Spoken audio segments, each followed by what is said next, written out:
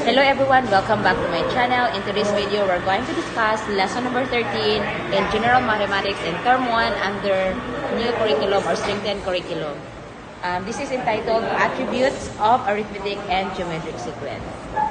Okay, since you know already how to solve or identify the rule of a given sequence that will generate the nth term, now we will be discussing the lesson number 13. So, let's get started.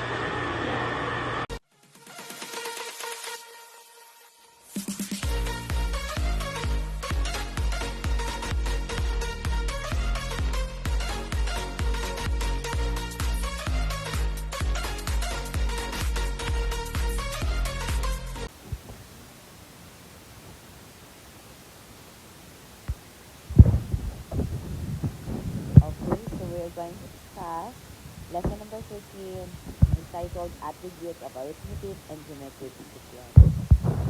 Now, the attributes of arithmetic and geometric sequence, we have here the attribute, the key term, the formula, and the example.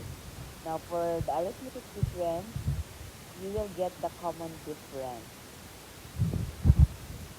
We have the example. For the formula, we have a sub n is equal to a sub 1 plus the quantity of n minus 1 times b. b there represents the difference. Okay? Then n is the term number, and you know that a sub n is the formula to generate the n term. Then a sub 1 is the first term. For example, we have 2, 5, 8, 11, and so on and so forth. So what is the common difference? So we will going to get the common difference by just simply subtracting the present number from the previous number. So that's 5 minus 2, that is 3. 8 minus 5, that's also 3. 11 minus 8, that's 3. So there is a consistency of the difference. So we call it arithmetic sequence. Now for geometric sequence, there exists a common ratio or denoted by a small letter r. So the formula to generate the nth term under geometric sequence, we have a sub n is equal to a sub 1 r raised to the power of n minus 1.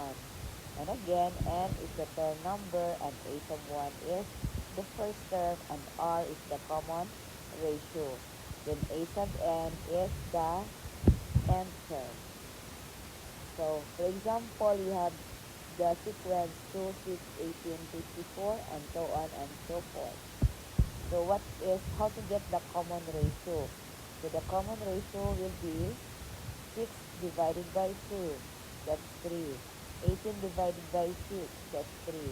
54 divided by 18 is also equal to 3. So, there exists a common ratio when we divide the present term by the previous term. Okay, now in terms of type of growth, under attribute, the arithmetic sequence gives linear growth, meaning the terms increase or decrease at a steady rate, forming a straight line with graph. While the geometric sequence is exponential growth or decay, meaning the terms increase or decrease rapidly, forming a curve with graph. Now for real-life applications, it is used for problems with consistent fixed change for arithmetic sequence, like a savings account with a regular monthly deposit. While for geometric sequence, it is used for problems with a percentage-based change, like population growth or compound interest. Now let's discuss examples here. For each sequence, identify if it's arithmetic or geometric and state the common difference or D or common ratio R. So again, if it is arithmetic, cite the difference, the common difference.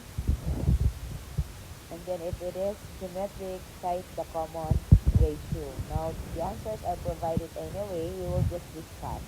So, for number 1, the sequence is 10, 20, 30, 40.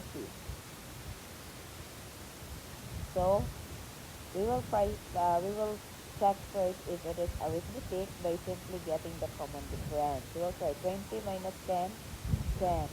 30 minus 20, 10. 40 minus 30, 10. So there is a consistency of the difference. So this is arithmetic. And then the common difference is equal to 10. Number 2. The sequence is 3, 6, 12, 24, and so on and so forth. So let's try if there exists a common difference first. 6 minus 3, 3. 12 minus 6, that's 6. 24 minus 12, that's 12. So this, it's not arithmetic. So we will try dividing. 6 divided by 3, that's 2. 12 divided by 6, 2. 24 divided by 12, it's 2. So there exists a common ratio which is equal to 2. Therefore, it's geometric. Number 3, we have 15, 12, 9, 6. So we will try if it is arithmetic. We have 12 minus 15, that's negative 3.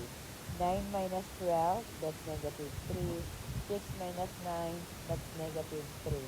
So therefore, if this is under arithmetic and the common difference is negative 3. Now, number 4, the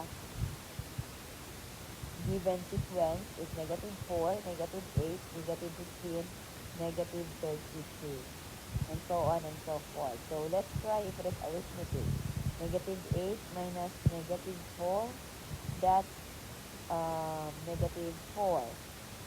Negative 16 minus negative 8, that's negative 8. Negative 32 minus negative 16, that's negative 16. Therefore, it is not arithmetic. So we will try if it is geometric. So negative 8 divided by negative 4, that's positive 2. Negative 16 divided by negative 8, that's positive 2. Negative 32 divided by negative 16, that's also positive 2. Therefore, it is geometric and the common ratio is 2. Number 5. 195, 90, 85. So we'll try first. 95 minus 100, that's negative 5. 90 minus 95, that's negative 5. 85 minus 90, that's negative 5. So there is a consistency of the difference. So the difference is equal to negative 5, therefore it is arithmetic. Okay, now let us try to solve this one. We have word problems. We will try if the real life applications of this concept arithmetic or geometric sequence. So read each problem and identify if it is an arithmetic or geometric sequence. Number 1. The bus company offers free rides on EDSA on the first trip. There were 25 passengers. For each subsequent trip, the number of passengers increased by 5. Okay. I want you to answer and explain. Number 2. In a small community, there are 2 initial cases of COVID-19. If the number of cases triples each week.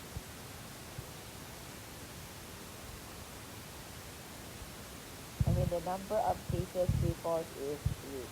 Number 3. A fisherman caught 100 kilograms of fish on the first day. Due to a changing weather, his catch decreased by 8 kilograms each day. Number 4. Maria started her online business with an initial capital of 500 pesos. If her profit doubles every month.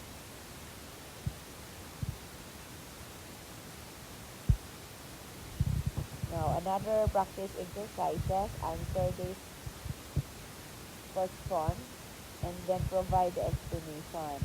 What is the name of the constant number added to each term in an arithmetic sequence? A. Common ratio. B. Common difference. C. Common sum. D. Common product. Next, in a geometric sequence 4, 12, 36, what is the common ratio?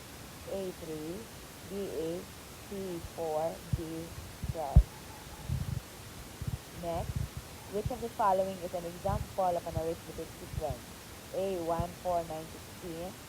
B. 2, 4, 8, 16. C. 5, 10, 15, 20. D. 1, 1 half, 1, 4, 28. Okay, so that would be all. Thank you so much for watching, and I hope you learned this video lesson. Until the next one, bye bye.